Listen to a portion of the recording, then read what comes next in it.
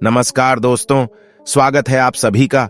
आज की हमारी इस खास वीडियो में दोस्तों, नीति के आगे किसी का भी जोर नहीं चलता। फिर चाहे वो आम इंसान हो या फिर भगवान किए कर्म का फल तो मिलता ही है। तो क्या आप जानते हैं माता सीता ने भी एक घोर पाप किया था? अगर नहीं जानते हैं तो आइए आज हम जानते हैं इस वीडियो के माध्यम से। दोस्तों, कहते हैं कि कर्म से बलवान कोई नहीं होता, और अक्सर हमने लोगों को भी यही कहते सुना है कि जो भाग्य में लिखा होता है वही होता है।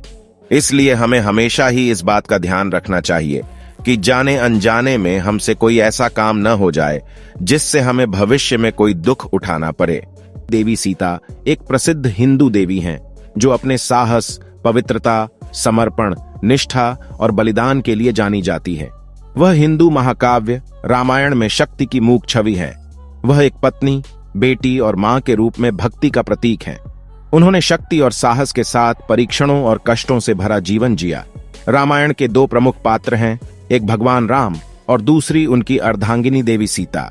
देवी सीता की महिमा ऐसी है कि राम से पहले देवी सीता का नाम लिया जाता है।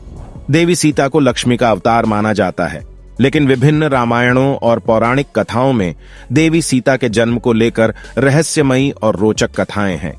इसकी वजह यह है कि देवी सीता के माता पिता भले ही सुनैना और राजा जनक कहलाते हैं, लेकिन यह केवल इनके पालक माता पिता हैं।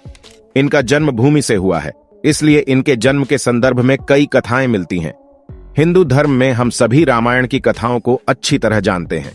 माता सीता, श्री राम और लक्ष्मण जी के वनवास काटने की कहानियां भी हम बचपन से सुनते आ रहे हैं।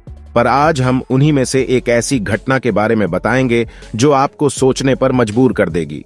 आए ऐसे में दोस्तों, हमारे सनातन धर्म ग्रंथों में इस बात का साफ उल्लेख है कि बुरे कर्मों का फल हमेशा बुरा ही मिलता है। और यह तो आप सभी जानते ही हैं कि मर्यादा पुरुषोत्तम श्री राम ने अपनी पत्नी सीता को एक धोबी की बातों में आकर अयोध्या छोड़कर जाने को कह दिया था। लेकिन क्या आपको पता है कि एक समय माता सीता ने बहुत बड़ा पाप किया था, जिसकी सजा के रूप में उन्हें गर्भवती हालत में अपने पति से दूर रहना पड़ा था। माता सीता ने कौन सा पाप किया था और कौन था वह धोबी जिसकी वजह से माता सीता को वन में भटकना पड़ा था? इससे जुड़ी कथा आपको हमारी आज की इस वीडियो में जानने को मिलेगी। वीडियो काफी ज्यादा इंटरेस्टिंग होने वाली है, इसलिए अंत तक हमारे साथ जरूर बने रहिएगा। दोस्तों, जिस कथा के बारे में मैं आपको बताने जा रहा हूं, उसका उल्लेख आपको रामायण में मिल जाएगा। दरअसल रामायण कई भाषाओं में लिखी गई है। ऐसे में अलग अलग रामायण में कई तरह की दंतकथाएं मिलती है, और ऐसी एक दंतकथा माता सीता से जुड़ी हुई है, जिसके मुताबिक त्रेता युग में मिथिला नगरी जनक नाम के राजवंश हुआ करता था। जनक राजवंश के एक ही राजा थे, राजा शीरध्वज, जो एक बार यज्ञ के लिए जमीन जोत रहे थे। उसी समय जमीन से उन्हें एक छोटी सी कन्या मिली। कन्या के सुंदर नयन नक्श को देखकर राजा बहुत खुश हुए, इसलिए उन्होंने उस कन्या को अपनी पुत्री के रूप में गोद ले लिया, और यही कन्या सीता के नाम से जानी गई। जब सीता थोड़ी बड़ी हुई तो एक दिन अपनी सहेलियों के साथ अपने महल के बगीचे में घूम रही थी। तभी अचानक उनकी नजर एक तोते के जोड़े पर पड़ी, जो देखने में बहुत ही ज्यादा खूबसूरत थे। तोते का वह जोड़ा एक पेड़ पर बैठकर सीता जी के बारे में ही बातें कर रहा था। उनके मुख से अपने भविष्य की चर्चा सुनकर सीता जी को बड़ा आश्चर्य हुआ। कहते हैं कि उनमें से मादा तोता बोल रही थी कि पृथ्वी पर श्री राम नाम से विख्यात एक बड़े सुंदर राजा होंगे और उनकी महारानी का नाम जानकी होगा। श्री राम देवी जानकी के साथ कई वर्षों तक राज करेंगे। धन्य है वह जानकी देवी और धन्य है वह प्रजा जिन्हें प्रभु श्री राम जैसे राजा मिलेंगे। एक साधारण तोते के मुख से अपने भावी पति का नाम सुनकर माता सीता अचंभित हो गई। उन्हें अपने बारे में और जानने की इच्छा जागृत हुई। इसलिए माता सीता ने अपने महल के पहरेदार को बोलकर दोनों पक्षियों को पकड़ लिया और फिर दोनों को पुचकारते हुए पूछा, तुम दोनों पक्षियों को भविष्य के बारे में इतना ज्ञान कहां से प्राप्त हुआ? तब पक्षियों ने बताया कि इससे पहले हम ऋषि वाल्मीकि के आश्रम में रहते थे, जहां रोज राम और सीता के जीवन के बारे में बताया जाता है। इसलिए हमें उन दोनों के बारे में हर चीज कंठस्थ याद हो गई है। सीता जी ने जब यह सुना तो उन्होंने सोचा कि दोनों पक्षी तो बहुत दिव्य है, क्यों ना मैं इन्हें बहला फुसलाकर अपने जीवन से जुड़ी सारी बातें पूछ लूं। यही सोचकर माता सीता दोनों पक्षियों से कहती हैं कि तुम दोनों बहुत सुंदर हो। देखो, तुम दोनों को डरने की जरूरत नहीं है। मैं तुम्हें कोई नुकसान नहीं पहुंचाऊंगी कि तुम बस मुझे यह बताओ कि राम कौन है और उनका विवाह जानकी से कैसे होगा।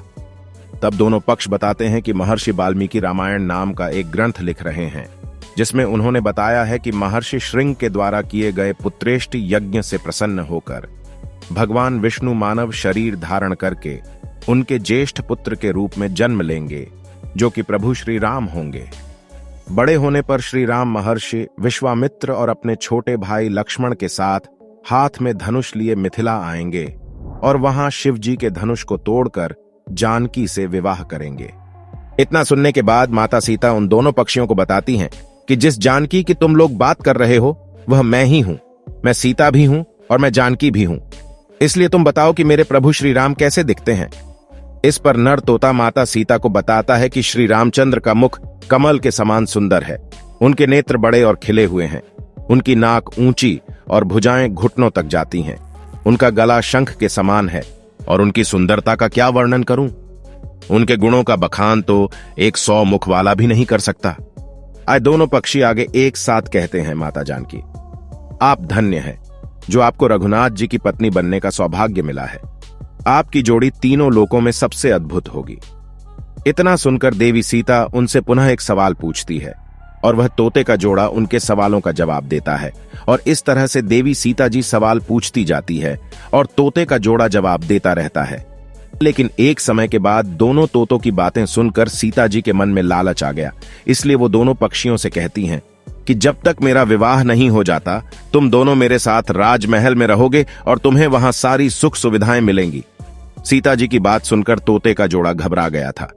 नर तोता माता सीता से कहता है कि हे जनक पुत्री, हम आसमान के पंछी हैं। पिंजरे में बंद रहकर हम जीवित नहीं रह पाएंगे, इसलिए आप हमें आजाद कर दीजिए। नर तोते के बहुत ज्यादा विनती करने पर माता सीता ने नर तोते को छोड़ दिया, लेकिन उन्होंने मादा तोते को नहीं छोड़ा और कहा कि अब यह यहां मेरे साथ रहेगी।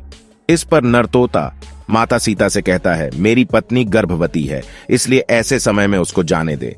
हम दोनों एक दूसरे का भी वियोग सहन नहीं कर सकते, इसलिए आप मेरी पत्नी को जाने दीजिए। लेकिन माता सीता ने नर तोते की एक भी न सुनी।